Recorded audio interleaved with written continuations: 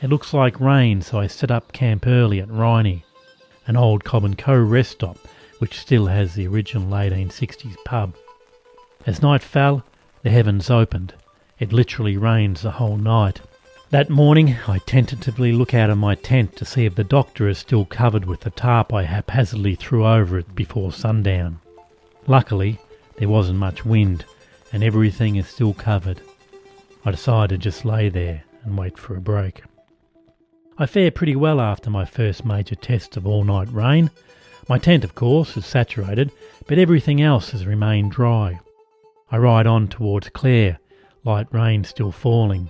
One can nearly see the country coming alive, green specks replacing the rust-coloured fields. I take a detour to Mintaro, a heritage town. I go into a local pub where I meet Overlander, a Belgian backpacker on a 2-year working holiday. We get talking for ages, and she tells me that for a visit she only stays in very small rural towns, avoiding the cities. This is where you meet the real people.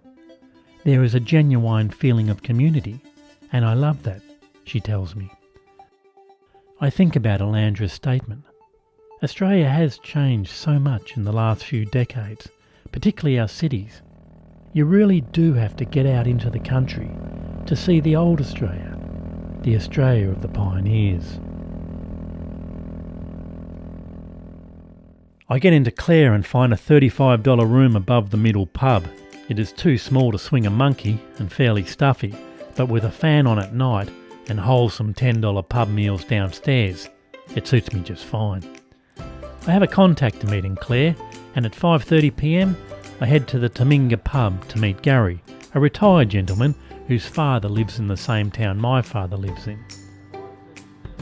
I'm made aware that Taminga has a fairly elaborate seating protocol, dictating where regulars sit at given times and on given days. Seat 1, for example, is Gary's seat. Seat 2 is Napper's seat, unless Rowley is present. Seat 3 is primarily undesignated, except for on Wednesdays, when it is used by Smokey. Unfortunately, Aussie pub culture is dying off. It was a place a man could go and let off some steam, have a laugh and learn the local goings-on. It's now just become too expensive, partly due to a 6-monthly government excise called the sin tax.